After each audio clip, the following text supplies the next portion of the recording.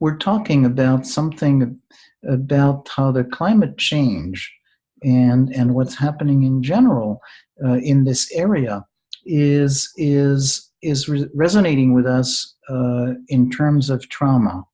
Yes, yes. And that for so many people, it's an unspoken loss of trust in the universe. Yeah. And loss of knowing, okay, how do I even predict what the weather will be in my region in the next year? How do we predict it? And without our ancient way of predicting or thinking we know what's going to happen, we're left with, I think, as we were saying earlier, how do we create a new path where we can go to the ancients for old paths that have worked, but what will we use for this new path? Yeah. So how do we stay connected? yeah. So there's a breach of trust in the sense that we had established a trusting relationship with nature, with a sense that we could predict more or less Yeah, how it would behave. right. And now we don't have that. And we could prepare. We would prepare for the winter during the summer, or we would prepare for, at least in our regions this summer, we've been so grateful for the rain because we haven't had the smoke that we've had from wildfires the last few years. So that when we see the rain, we're rejoicing now for the rain, because we used to just rejoice for the sun in our rainy climate. So it's changing our way of being in relationship to the earth and the sun and the wind. It's changing our fundamental way we're living on this planet. And I think this unrest, this uneasiness to how do I prepare, has had personal and political and global changes, an unsettling and unrest. Yeah. Don't know anymore what we knew. Yeah. So it's profoundly unsettling. Yes. And the foundations of the world as we know it are no longer there. Yes. It's like walking and slipping on a banana peel, or the ground who just, steps out and you no longer have the ground holding you. That's profoundly disorienting. Yes. I like that banana peel. I was thinking of after the earthquake, the aftershocks leave people in that sense of I'm an earth creature, but how do I reconnect with the earth? Because it keeps shaking me. That we're kind of in that place of being shaken continually as we hear storm warnings or as we hear political changes. Things, we don't know the normal anymore. Things are not getting back to the normal.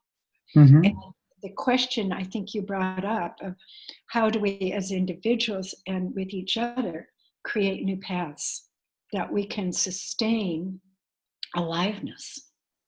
Yeah. And so in creating new paths, it would be great if we had a model to follow, but in this case we don't. We're in a state of shock. We're in a state of being shaken. We don't have the ground to sustain us. So we have to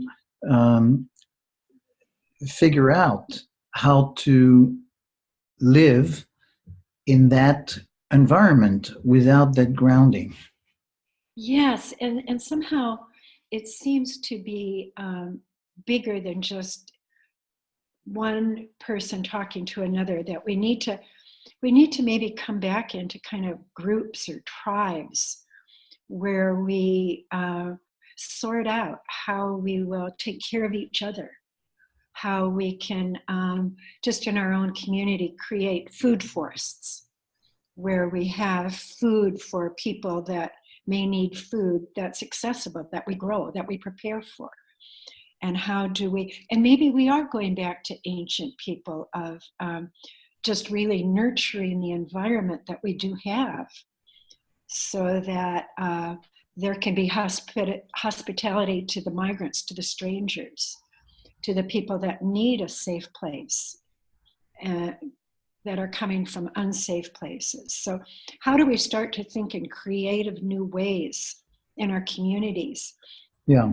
Using the wisdom, I think, of what the trauma world has opened. Yeah. Yeah. So the trauma world has taught us to acknowledge trauma, to not react to it as if we could simply overcoming with a little bit of willpower, Right. To recognize it's something that's shaken us to the core, and to find the stability and safety from which healing is possible. Right. And you're saying that how can we apply this Right. to this environment of constant change? Yes. How do we begin to see the global trauma we're all experiencing and begin to care for each other? Yeah. And use these practices that you mentioned of resonance and alignment and synchronicity and connectivity, to build these islands, these places or groups of people, for sustainability. Yeah. What is essential about human beings, human existence. Yeah. Yeah. Yeah. So that we're talking about connectivity, we're talking about little tribes, we're talking about making connection, but we're talking about it in several ways. One is in very practical ways, just sharing food, sharing support, but in other ways, that it is in paying attention to the experience of connection, to paying attention to the experience of attunement, of resonance, that we actually increase our sense of connection. And that comes as a countervailing factor to the trauma. Yes.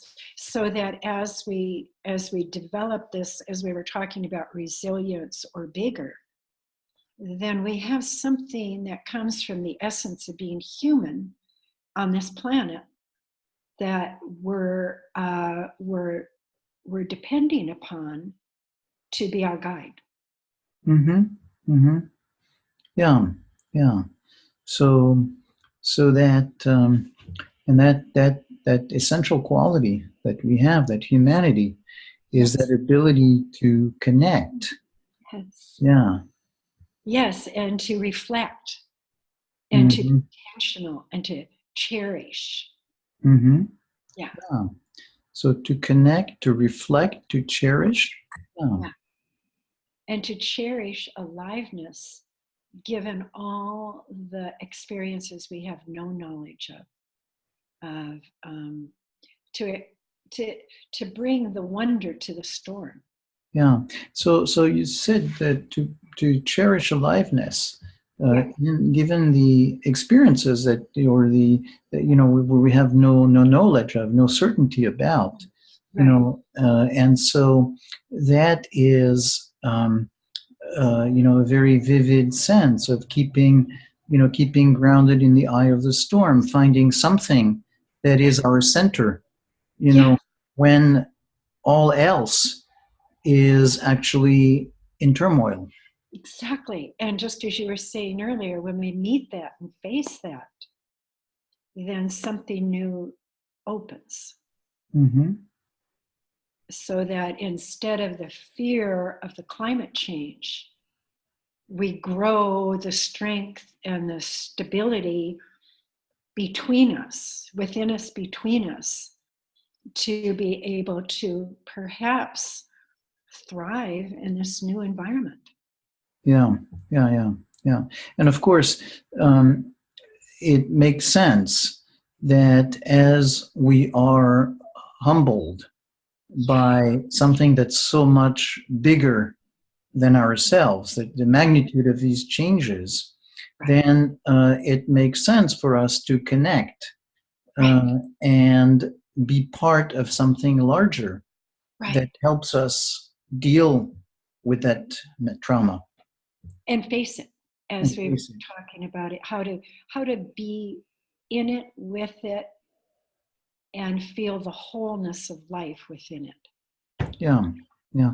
And so I find it very useful that you bring this conversation to the with the model of trauma, because one thing we do in trauma is we make sure that people are grounded, have a sense of connection to something that is a resource, something that helps being feeling safe, um, instead of just pushing into the difficulty. Just keeping going into the trauma without having that is simply re-traumatizing.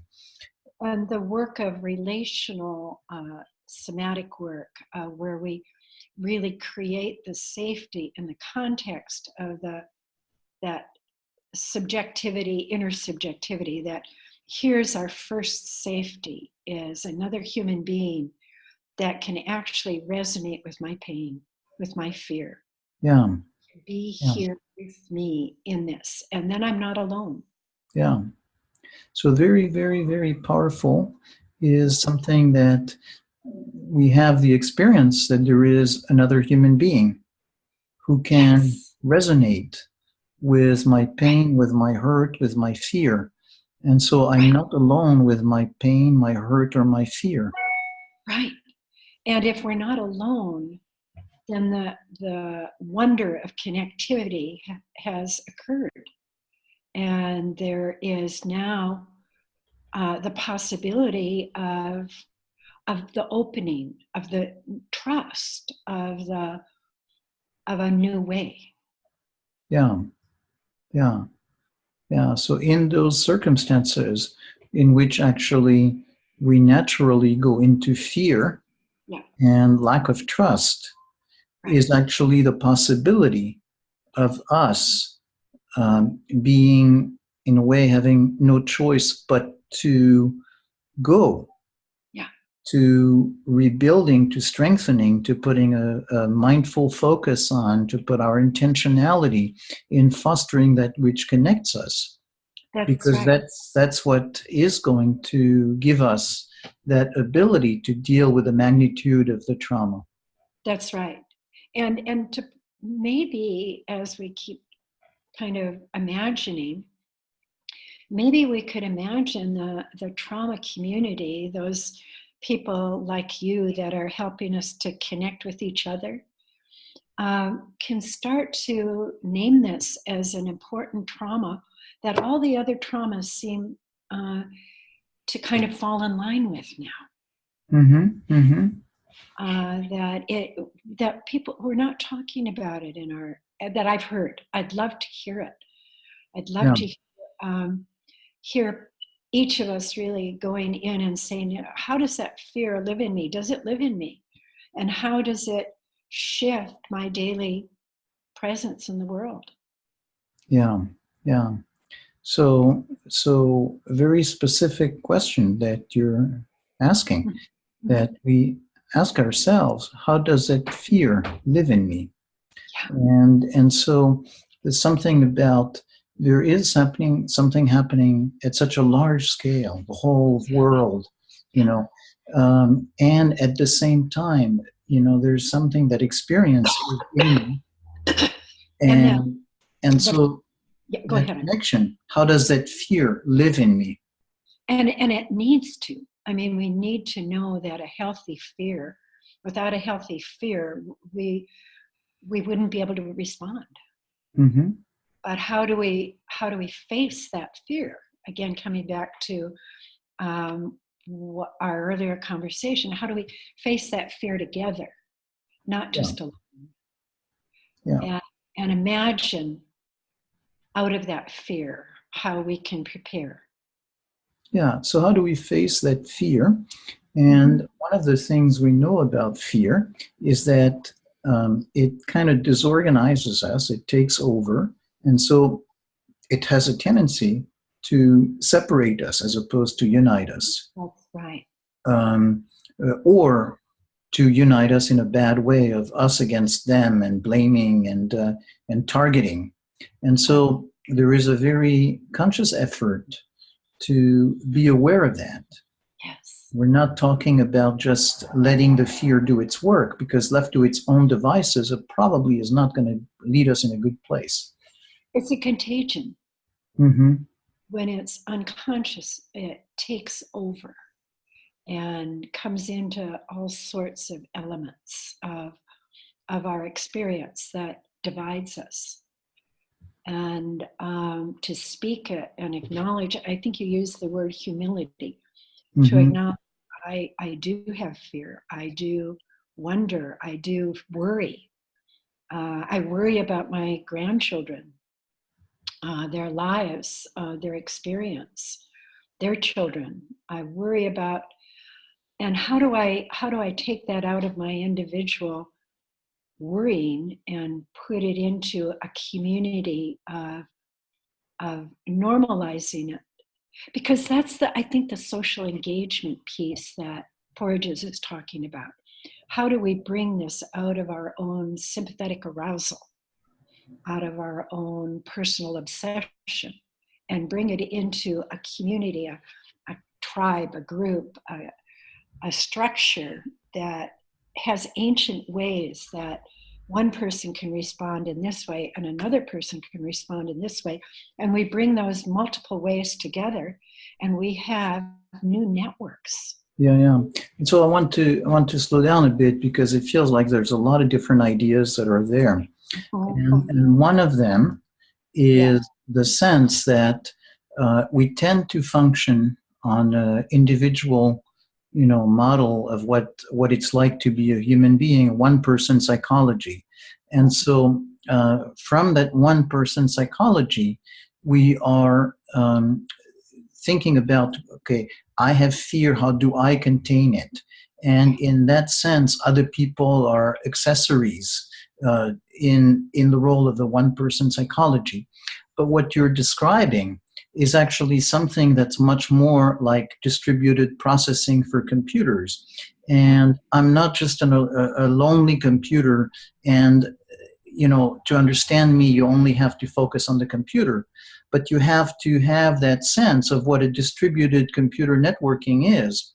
yeah, And so if I am part of this network, then I need to shift the attention from a one-person psychology to understanding that as a human being, I am part of the distributed processing, and that the distributing processes is going to give me and all of us resources to fight a problem that is larger than myself. that's right. And I love the metaphor of the computer. It gives us such a network. Mm-hmm. We can visualize that. And I think going back to some of our earlier comments in the conversation, we also have the way that Indigenous peoples throughout the globe have operated on a social engagement level for millennium. I mean, for Darshan Narvis at Notre Dame talks about how 99.9% of civilization happened because we lived in tribes. We lived in groups that we sustained each other. And in the tribes and the networks that could work together and collaborate and cooperate, that there was thriving for generations. In fact, the historian Morris Berman looked at somatic cultures throughout history in his book, Come to Our Senses.